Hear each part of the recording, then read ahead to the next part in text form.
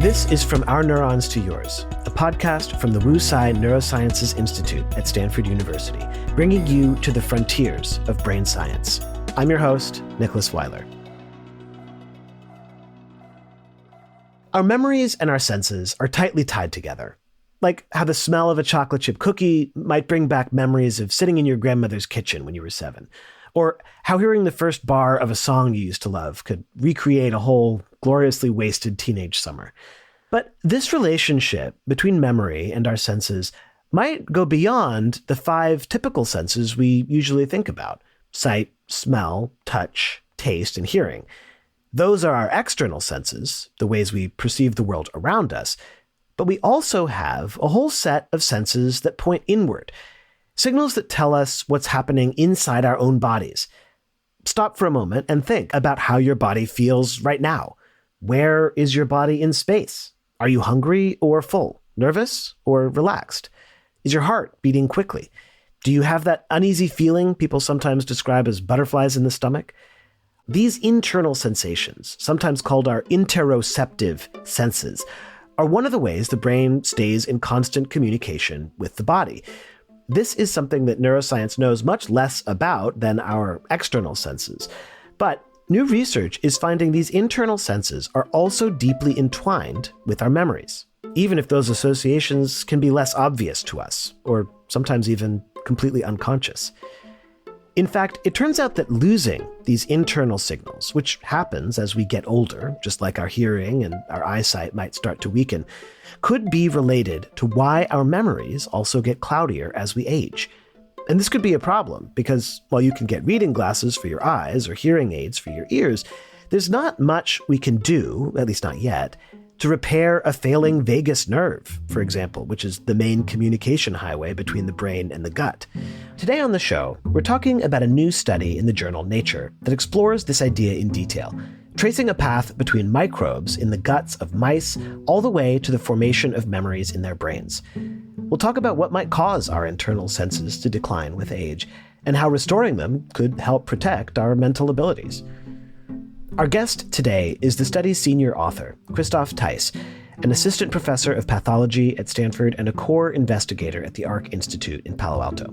Before we got into discussing his new paper, I started by asking Christoph to tell us more about what we understand about our body's internal senses.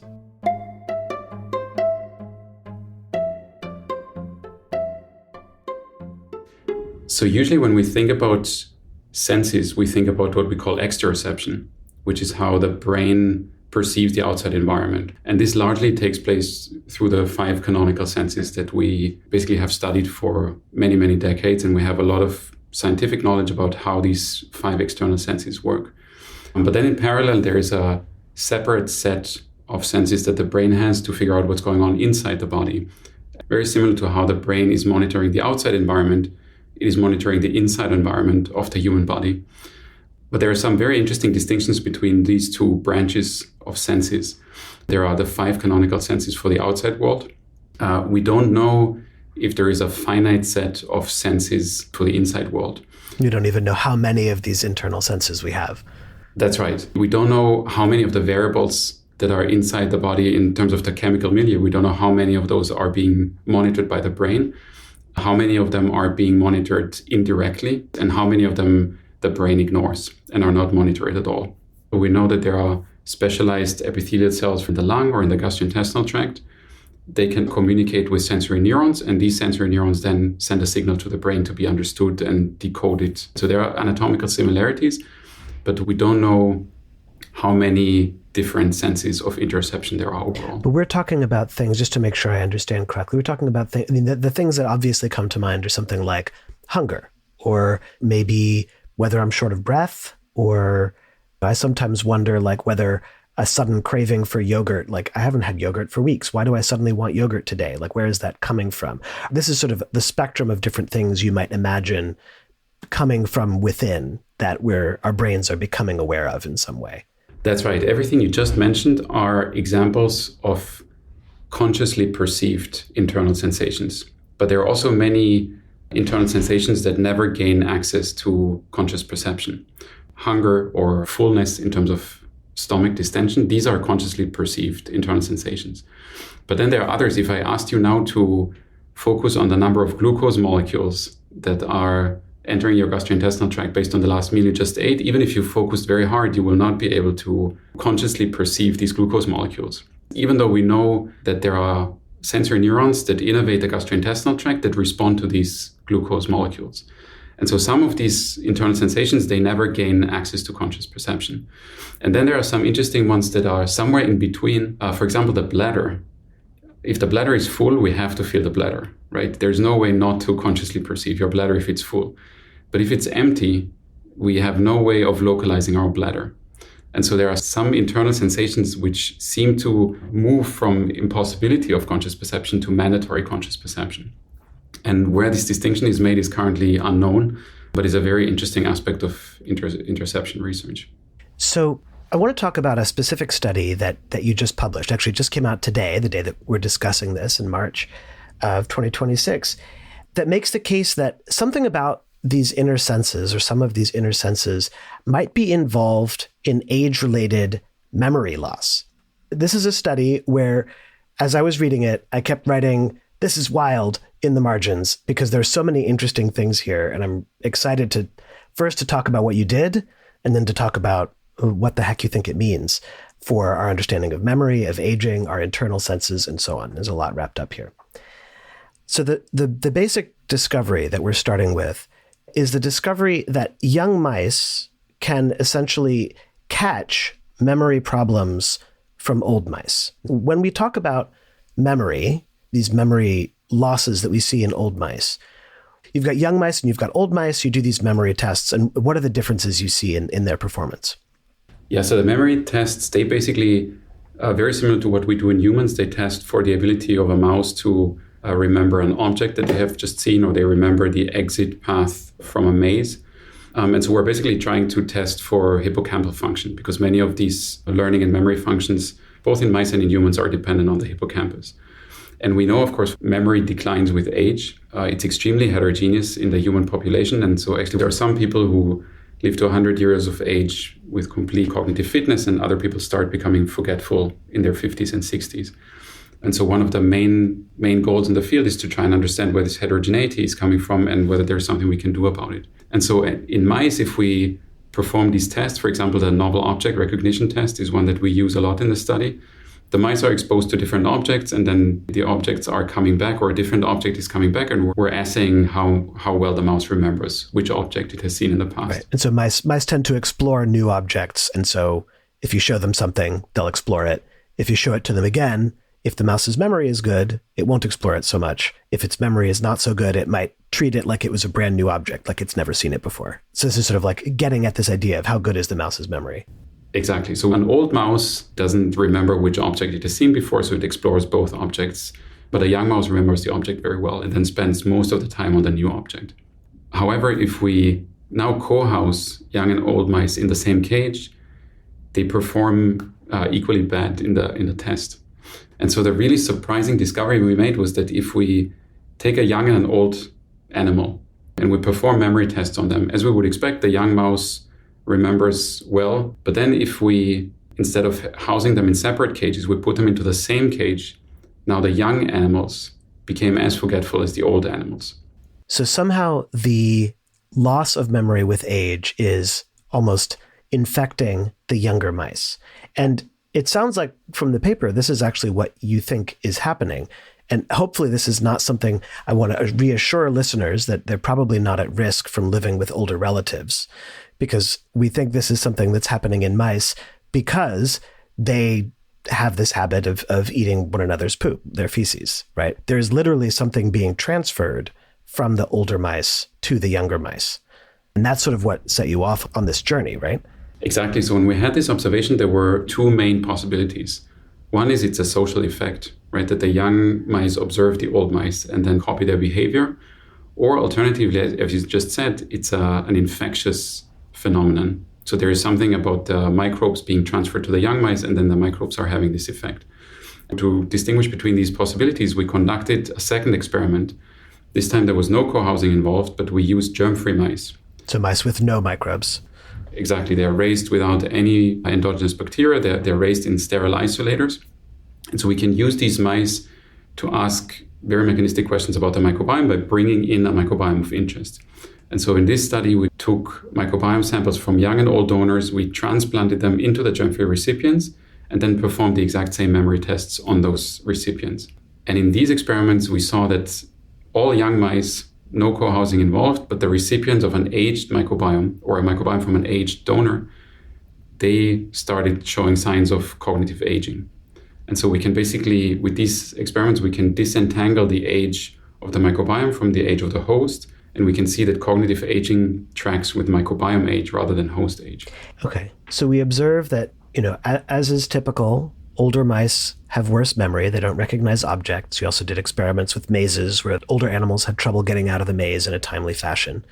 And that there's something in their microbiome, it seems, that is conferring this effect. Because if you get rid of the microbiome, the older animal's memories get better. And if you give the old microbiome to a young mouse, it makes the young mouse's memory worse. This raises the question, what is in the microbiome that is conferring this effect on memory? What was your next step here? Where did you take this from there? So whenever we have a question like this in the microbiome field where we have basically a microbiome of interest associated with a phenotype, in order to identify candidate species, we can use next generation sequencing. So we can identify the taxonomic members of the microbiome that would most closely associate with the phenotype. And then we can nominate candidate species by looking at, first of all, which species are different between young and old, which of them evolve over the lifespan, and which of them successfully engraft into germ-free mice or transfer in this co-housing assay. And once we have this triangulation of possibilities, then we can nominate candidate species. And in our case, the top hit was a bacterium called Parabacteroides goldsteinii, which is a known member of the mouse and human microbiome. And we actually had some indications from the literature that other members of the Parabacteroides genus might be involved in the regulation of cognitive processes. So then we got very interested in exploring these bacteria. Okay. So you identified this particular bacterium as something that is there in the mouse and the human. It increases with age in the mouse. And it's the only one that you saw was able to transfer to the young mice and that it had this effect on aging. Yeah, so I should point out that it's certainly not the only one that increases with age, and it's also not the only one that is successfully transferred to young mice, but it was the only one which also had a detrimental effect on memory.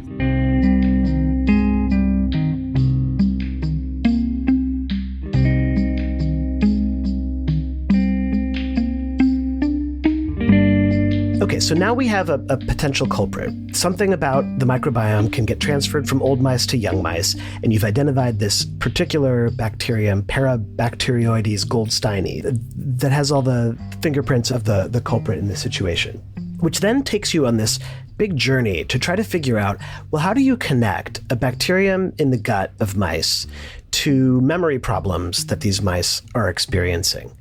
I wonder if we could leave the bacterium for a moment and switch over to what we think is going on in the brain, because we're going to have to make that connection at some point. I think it might be a little easier to start with the brain and work our way down. So this brings us to some experiments that one of your students was doing a few years ago, looking at, well, with aging, what exactly is going on in the brain? Why are these animals performing less well on these memory tasks?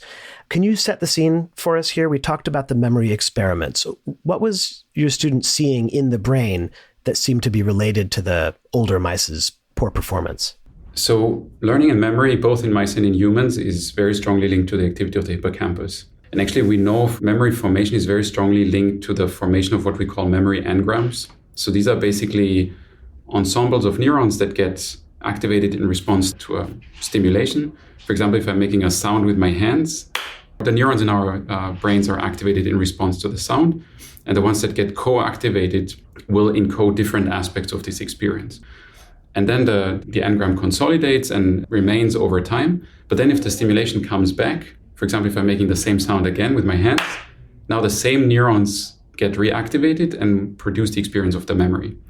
And that's why we, for example, if we enter a room and we see a picture on the wall and we see the same picture on the wall in a different context later on, basically the remaining neurons in the engram will fill in the picture of where we have seen this picture. Will explain to us that we have seen this picture in the room before. Because the engram is encoding not just the thing you're seeing, but also where you were and what was going on. And so you see that picture and it suddenly brings back, oh yeah, I was walking with my mother in San Francisco and we had just had lunch and we walked into this museum and I saw that piece on the, like, it completes this memory. And that's sort of what we think of as a memory, actually. Exactly. So the current understanding of these engrams is that there are different features of the experience are encoded by different neurons, but their co-activation is what produces the phenomenon of a memory. And so the reason why I bring this up is because engram formation declines with age. That's exactly what we saw in the study when we compare just young and old mice. We know that in young mice, the engrams form very strongly in response, for example, to an object stimulation. In an old mouse, it's much less the case. Now, the interesting observation was that if we do our microbiome manipulation, now we can suppress engram formation because we can suppress the level of neuronal activation in the hippocampus. And so this suggested to us that what's going on is that the microbiome somehow is being sensed by what's going on in the hippocampus, and this has then these dramatic effects on memory encoding in the brain. And it wasn't only in the hippocampus where you saw differences in activity in the brain, right? There were also these sort of, at least to me, not being in this field, sort of surprising changes in sensory systems. Yes, we try to see how generalizable this phenomenon is, how specific it is to the hippocampus or how many other areas of the brain are affected. And so we looked to see whether these microbiome changes that usually occur with age are affecting the neuronal activity outside of the hippocampus. And then we very quickly saw that among the regions that are most affected seem to be the ones that are integrating sensory information. For example, the brainstem or the somatosensory cortex or other areas of the brain that are well known for their role in sensory integration. So maybe there's somehow less sensory signaling from the body that might be related to the memory problems? Exactly. This is what led us to hypothesize that what is happening in aging, and in the context of gastrointestinal aging specifically, is reduced sensory perception. And so, as I mentioned at the beginning, we know very little about how this interoceptive system ages, but this suggested that there is a signal coming from the gastrointestinal tract which is declining over the lifespan. And then we hypothesized that this decline in sensory perception from the gastrointestinal tract might be causally involved in brain aging and memory decline. So you didn't leave it there. You kept exploring sort of what exactly the mechanism might be. We've got this microbe that's in the gut that we identified as potentially a culprit in memory decline. And we're seeing changes in the hippocampus, in memory formation, and in these sensory regions where we're seeing less sensory input from the body. So help us draw the connection there. How do we connect a microbe in the gut and changes in memory formation in the brain? So when we talk about interoception, we basically talk about multiple parallel sets of neuronal cables that go from the brainstem to the different tissues of the body. So almost any tissue in the body is innervated by these neurons, and they largely fall into two categories. Either it's neurons that run along the spinal cord, or it's neurons of the vagus nerve. And so we had to distinguish between these two possibilities because both spinal neurons as well as the vagus nerve are innervating the gastrointestinal tract. So we used a few genetic tricks that we can do in mice to distinguish between these two possibilities, and all of them pointed to the vagus nerve as being the most important player. And so we hypothesized that the vagal connection between the GI tract and the brain is what leads to input into the hippocampus, but also leads to these declining signals as we get older. And this is another place where I wrote "that's wild" in the margins. Part of those experiments where you could silence the vagus nerve, and that recreates some of these memory problems in young mice. So if you block the vagus nerve, you see similar memory issues in young mice, suggesting we created the same memory problem that we're seeing with aging by silencing the vagus nerve. And you were able to stimulate the vagus nerve, and you showed that rescues memory in old mice. So there's something about activity of the vagus nerve that is deeply involved in this issue where we're seeing loss of memory in older mice. And you also use GLP-1, right, to stimulate the vagus nerve, is that right? Yes, other stimulations that we can use to activate sensory neurons, such as GLP-1, but also other gut hormones like CCK, they have the same effect. So whichever means we use to stimulate sensory input into the brain counteracted memory decline. And so it seems like this is a pretty broad effect of sensory neurons. We actually don't know exactly which subset of sensory neurons is exactly required for this phenomenon, but we know that the non-specific reactivation of these sensory neurons is able to restore hippocampal function and memory formation. Okay, so I want to pause here for a moment. We've made a lot of connections, and there's a few connections to make to understand exactly what's going on here. But what we have so far, there's a loss of sensory activity in the vagus nerve in older mice. And we'll get back to like what is causing that.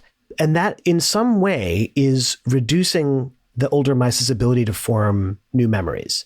Why do you think that is? Like, what is it about lower activity in this vagus nerve that would affect memories? Because, I mean, we mentioned this a couple of times. Like, we think about our external memories, our sights, our smells, our sounds, but I don't really think about my memories as being particularly internal. What is the vagus nerve doing in my memories or in a mouse's memories? Yeah, that's a really good question. I wish I had an answer to this question. It's basically asking, why does the pathway even exist, right? What's the evolutionary origin, and how does the vagal input into the brain modulate memory? So we have a few speculations, a few possible answers. One of them is that the vagus nerve serves as a contextualizing signal. So basically, during human evolutionary history, it was probably very beneficial to contextualize memories through an internal signal. For example, to remember things much better if you were extremely hungry, or to remember the location where you found food if you also ate the food and it was rich in nutrients. And so the vagus nerve would relay this contextualizing signal, which can then make memories stronger or weaker depending on the contextualizing signal. It's interesting. As you were describing this idea about sort of internal signals providing the context for memory, I don't think I have really strong memories of, for example, the feeling of being hungry in a particular situation. But I could certainly imagine that I would be much more likely to remember, for example, a meal when I was very hungry, or remember being incredibly thirsty and finding water somewhere. In fact, I do have a memory of that, which is when I was young, I was in the hospital and wasn't able to drink for a long time. I still very clearly remember the first drink of cranberry juice that a kind nurse gave me after, some amount of time of not being able to drink. So I think that I'm getting an idea of how these internal senses, these internal states might be influencing how well memory works. But I think it's still so fascinating that you're saying if you don't have those internal signals, it looks like it is much harder to form these memories at all. It's actually an open question whether we also have the ability to form memories about internal states.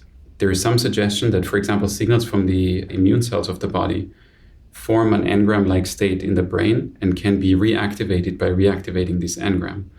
And so it's possible that there are internal sensations that give rise to memories just like external sensations would, but it's equally likely that they form this contextualizing signal that I was mentioning in order to strengthen or weaken the memories that are generated in response to outside stimuli. Okay, so we've left Parabacteroides goldsteini sort of sitting on the table waiting for us to come back to it. We were able to see that something about this memory loss can get transferred from old mice to young mice, and that you could replicate that just by transferring their microbiome, the bacteria in their guts, and that you could protect the old mice from getting this memory loss basically through raising them without any microbes. And you did a big search and figured out that the one microbe that looks like the biggest likely culprit is this microbe Parabacteroides goldsteini. So now we've got Parabacteroides goldsteini, and we've got reduced activity in the vagus nerve, which is impacting memory. Help us draw the connection there. How is this microbe changing the activity in the nerve that is supposed to provide this contextual information from our guts? So to answer this question, we leveraged the observation we had that Parabacteroides goldsteini was able to have this cognitive effect, but other members of the microbiome that had similar properties in terms of changing with age and being transmissible to germ-free mice or co-housed partners did not have a cognitive effect. One of these control bacteria was Alistypes shahii, for example, which goes up with age, is transmissible to the co-housing partners, but in isolation does not have a cognitive effect. So now we had two sets of species one that has a cognitive effect, the other one that does not have a cognitive effect. And we wanted to compare these two to identify where the difference is coming from. And so instead of transferring these bacteria themselves to the recipient mice, we just transferred their supernatants, basically their metabolic products. So basically they're sitting in a little broth of their own production, and then you just put the broth in the animals. So not the bacteria themselves, but whatever the bacteria are producing. That's right. They sit in cultures, they produce things into the supernatant, and we transferred the supernatant, and just the supernatant from Parabacteroides alone was sufficient to induce cognitive decline, while the supernatant from Alistypes did not have a cognitive effect, which suggested that we actually don't need live bacteria to recapitulate this effect, but it's sufficient to look at the metabolic products. And so then we used metabolomics to just unbiasedly explore what's in these supernatants. And we found an enrichment of medium chain fatty acids. What are those? These are molecules that are either produced by bacteria.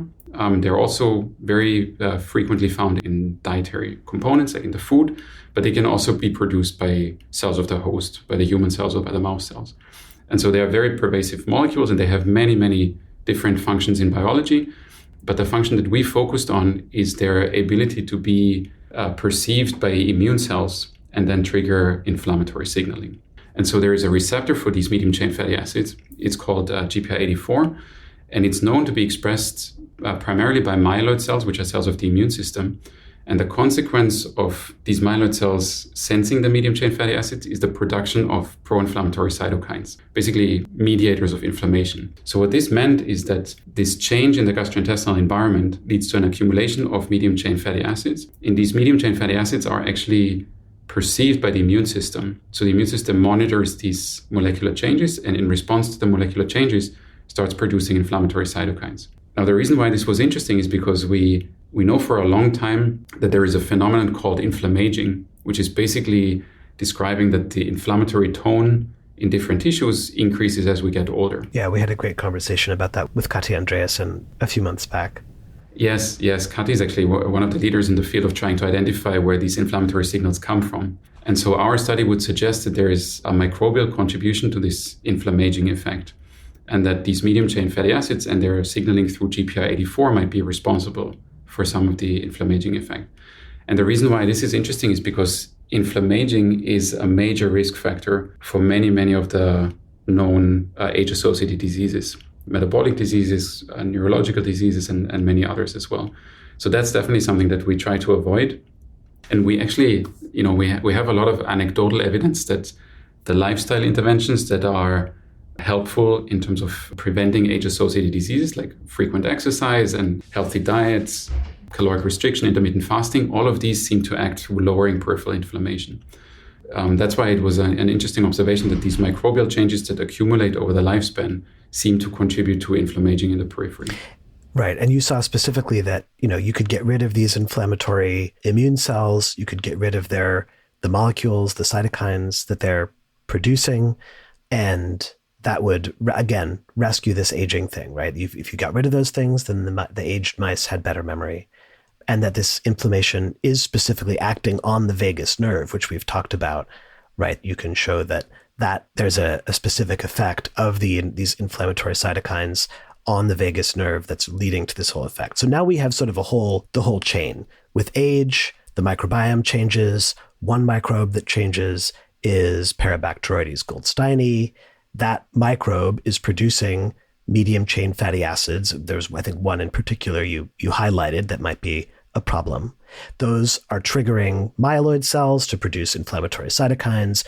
Those are reducing the activity in the vagus nerve. That is reducing input to the sensory systems of the brain, and that is leading to an inability of the brain to form memories. And that's an incredible chain from putting old and young mice together in cages to understanding why the old mice are having trouble with their memory.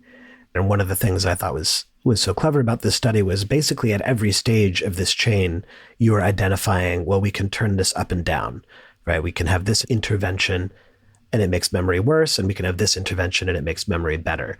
And so now you have sort of a menu of options if you wanted to think about how could we translate this to finding ways to improve memory in humans. Before we get to that, I guess the question that has been on my mind is, How many of these components are present in humans? Is there good reason to think that a similar pathway is present in ourselves? So strictly anatomically speaking, all the components of the pathway are certainly there. Parebacteroides, as I mentioned, is a member of the human microbiome as well. These myeloid cells in humans can certainly respond to medium-chain fatty acids. Vagal anatomy is quite well preserved between mice and humans, and obviously the involvement of the hippocampus in human memory and learning and cognitive decline has been studied for decades. So strictly from an anatomical perspective, all the components are there. Whether the same pathway is involved in mediating cognitive decline in humans is something we don't know, but we're gearing up to conducting human studies that would actually allow us to tease apart some of these components in humans as well. One thing that's nice at Stanford Medicine is that we have access to many cohorts that are looking at this exact question, following individuals over the lifespan and looking, at their cognitive development over time and how different environmental factors would actually modify cognitive development over time.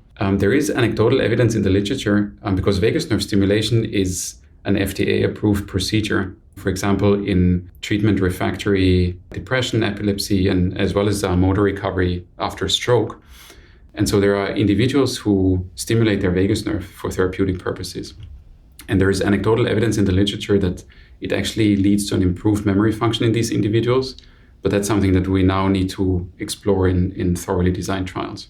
How would you go about doing this in humans? So what's next is that we can link changes in the GI environment with cognitive decline over the lifespan, right? We can leverage some of these large ongoing cohort studies, and we can explore whether there are individual components of the gastrointestinal tract that would associate with the cognitive performance or memory performance of these individuals over time. But there are also interventional studies that we can think about. For example, vagus nerve stimulation, as I mentioned, is currently achieved basically using electrical stimulation of the vagus nerve. And there's even a more science fiction component to this, where we're trying to develop devices that would allow us to record the activity of the vagus nerve and would potentially tell us by proxy what's going on inside the peripheral and central nervous system of these individuals. The reason why this is important, I think, is because we know a lot about what's going on in the circulating system of people. And of course, there are many studies that have linked changes in the peripheral blood to cognitive changes in older individuals. Every time we go to a physician, we have a blood draw because the blood is so informative about the activity of different peripheral organs and allow us to make diagnoses about specific diseases, for example. But we don't have the equivalent for the peripheral nervous system yet, because there are no, wearable devices that would allow us to study the activity, the electrical activity of the peripheral neurons, and it's much harder to assay them. If we go to a physician's office, they would usually not stick an electrode into... Right.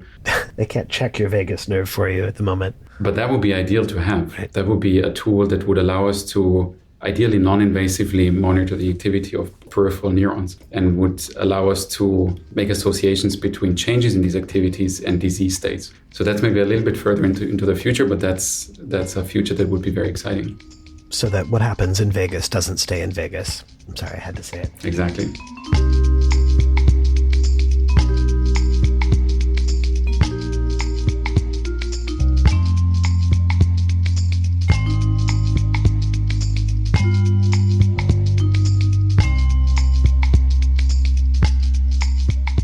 I mean, it does seem like one of the big takeaways here is that we need to be thinking a lot more about what the vagus nerve is doing, the communication between our bodies and our brains, and how critical it is, or appears to be, for our health. It certainly seems critical for memory in mice. I guess I've got two translational questions, which is, what are things that we know activate the vagus nerve? And are there any downsides to stimulating the vagus nerve, particularly if it's in a fairly mild way? So to the former question, we know that many of the sort of healthy lifestyle interventions that we know counteract age-associated disease, they actually activate the vagus nerve very strongly. So my group is very interested in understanding how exercise impacts sensory neuron input into the brain. But there's a lot of evidence that other things, including diet, strongly modulate the activity of the vagus nerve.